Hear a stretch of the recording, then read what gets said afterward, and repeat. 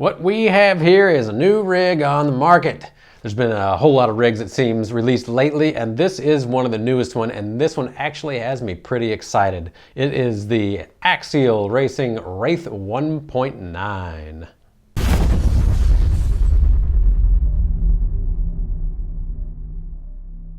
So maybe I should file this under the stupid purchase of the month because I said that I was not going to buy another rig this year. Maybe you have the same problem. Did you pick up this rig like I did? You probably did because it's pretty sweet, I think. So let's take a look at it. This is the 1.9 Wraith from Axial Racing. And you may not be familiar with the Wraith because it used to be an old rig, but if you're a new person to the market, then you don't know about the old one, the Wraith 2.2, or they just called it the Wraith back then. So the reason why I wanted to get the 1.9 is because I have the old one and I always wanted to convert it to a 1.9. I never got around to it. Obviously, this is one of my 3 Wraiths that are all pretty much the same at this point. But they did the work for me, which is really cool. But there's some other things that they actually did too, which tells me that Axial was watching the market, watching what people did to modify their old Wraiths, and then they did it to the new one, which is really cool. So let's just take a look at the old one and see what people used to do to it. And by people, I mean me and a lot of other owners. So the original one did not have a hinging hood. The battery was located in the back of the rig back here, and honestly, it is a terrible position to put your battery. You have weight in the back, it's really hard to do climbs, and so a lot of people, including myself, did a modification where you hinge the hood. I used a piece of styrene, I built a new battery tray up front, and we just tuck in our battery. And then we close the hood down and go like any other rig, right? So I also put the rest of my electronics up front. We have our ESC up there, we have the radio receiver, and it makes a good forward weight bias, which is cool.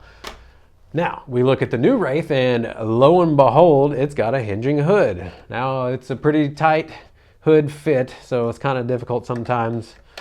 I'll just do it the easy way. Come on, I say it's the easy way. All right, I'll just push from underneath. Maybe that's the easy way. So, yeah, pro tip, if you need to undo the hood, just put your finger underneath. So we take a look here, and hey, what do they got? They got the radio in the front. That's pretty cool. They also have the battery tray located right here. So you drop your battery in and close the lid and go. So it's really nice that they saw what people were doing to modify the Wraith to make it better, and then when they made the 1.9, they did the same thing. So they're paying attention to the market, which is pretty cool. But let's look at some of the other features. Well, for one, it comes with the IC3 plug, and I don't use those, so I'm gonna have to change that out. I use XT60s. It comes with your basic Axial Racing electronics. We've got the Tactic servo up front, metal gear. I do believe it has a plastic gear hiding in there somewhere, but it'll be decent to get us going. Also has a 35 turn 540 from Axial Racing, and whatever ESC, let's see, it's got a dynamite waterproof ESC that I can see in there. Good for 2 to 3 cell LiPo, which is nice.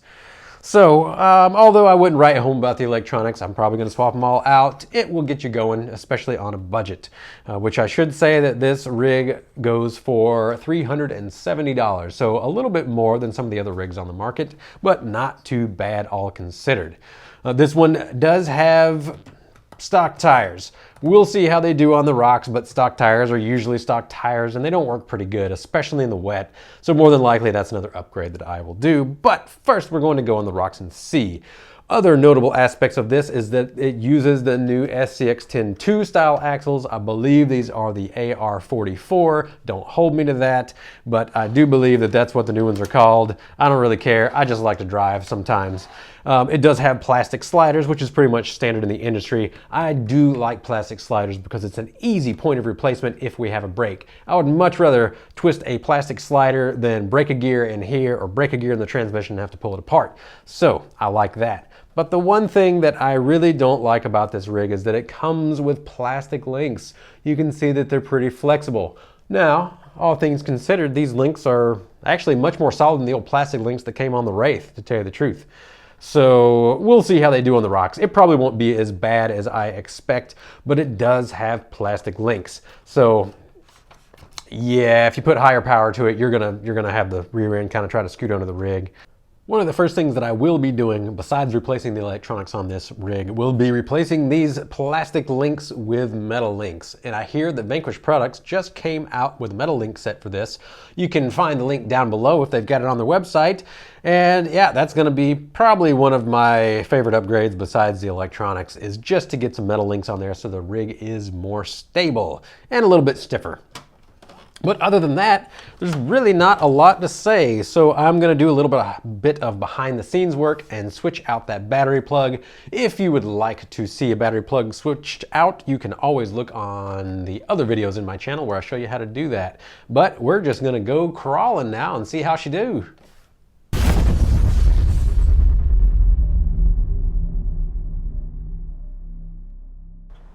All right, so we're out on the rocks and we're gonna do a little bit of crawling. I got a 3S LiPo in there. It is a 3000 milliamp from Helios RC. I really like running a 3S LiPo versus a 2S LiPo. It gives more torque, a little bit more wheel speed. And I guess before we get on the rocks, let's just show a little close up of some wheel speed going through the yard. Here's our reverse, about the same speed as going forwards. Yeah, that's pretty peppy. I like that kind of wheel speed. For a stock system, that low speed control is not bad. Probably not the best, but yeah. What can you expect from stock electronics? Honestly, you can spend just as much as this rig on new electronics. Double the value. So these tiny tires are definitely going to make this tricky. Yeah, okay, so not the best throttle control. A little touchy on reverse. And we're stalling it out. So we got a little bit of torque twist here. More torque twist than the standard SCX 10.2. You can see how that axle kind of rises up on its own. That's torque twist. But we also have a much larger, heavier body. There we go. You know, these tires aren't doing half bad. It's dry out here though. It's very dry. And I'll just hand to God this big stick out of the way. And maybe this little stick. All right, little stick. So let's see if she can make this climb. I'm gonna guess the torque twist is not gonna allow it.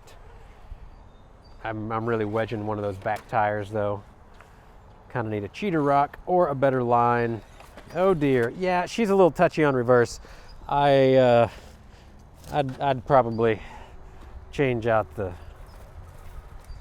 at least the pinion gear, maybe get a little bit less speed, but all right, let's see if I can hold a little better line this time and check out the belly clearance. Is it gonna hook? Ooh, this is the proving line of a rig, really. Number one, how much belly clearance does it have? And number two, oh yeah, how much traction the tires have. So it made that. That's pretty impressive actually. Especially for a rig this tiny. Oh dear. Oh dear. Yeah, she's a little top heavy, but it's a scale rig. Scale rigs are usually, you know, kind of hairy to drive. This isn't something where you can just kind of point and shoot. You got to really be careful about your line. Yeah, the motor's a little touchy. It's, you know, it's a cheap motor. When it gets bound down and then you pop out of the load, it really unloads. It gives you a lot of wheel speed when you might not want it.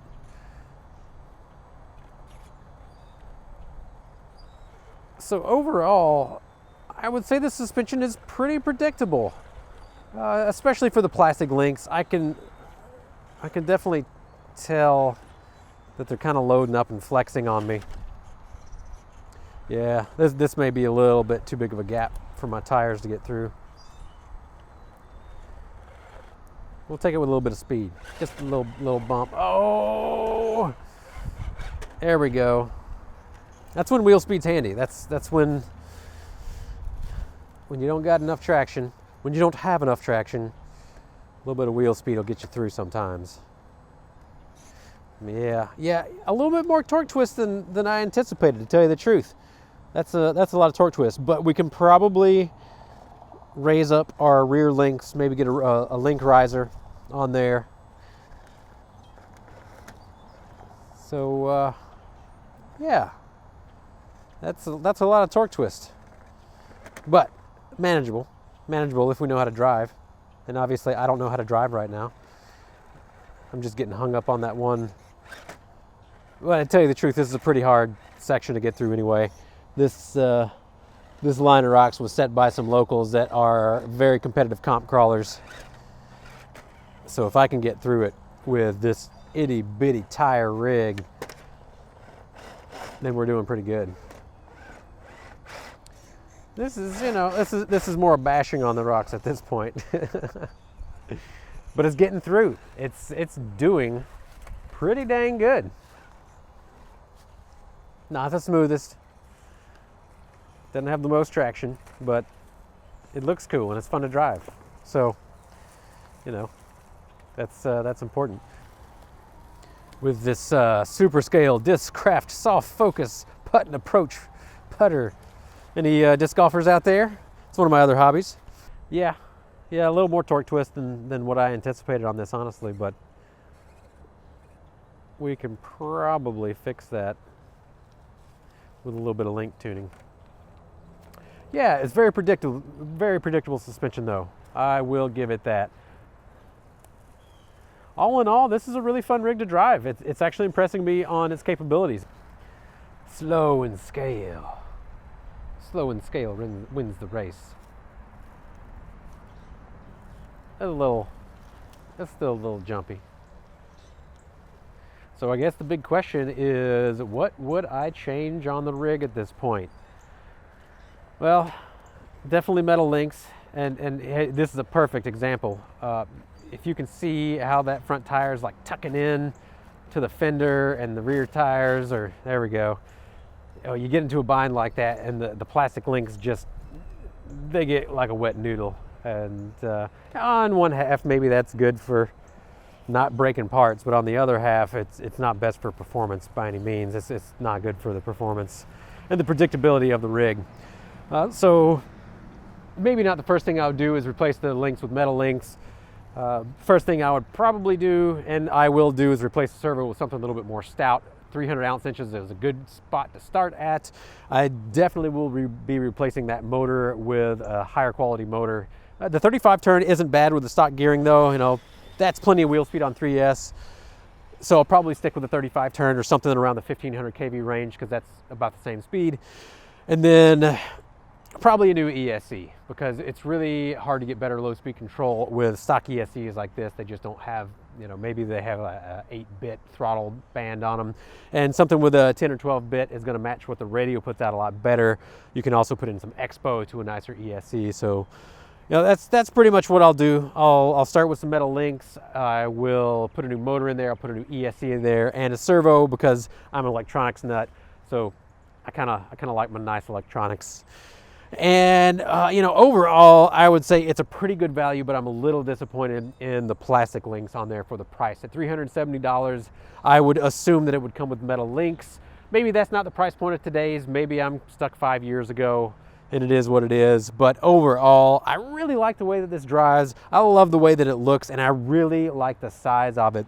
It's hard enough out here on these rocks, which are honestly pretty small. It's easy enough to find some tough lines, and the driving fun of it is, you know, that's really what I'm into, besides the electronics, right?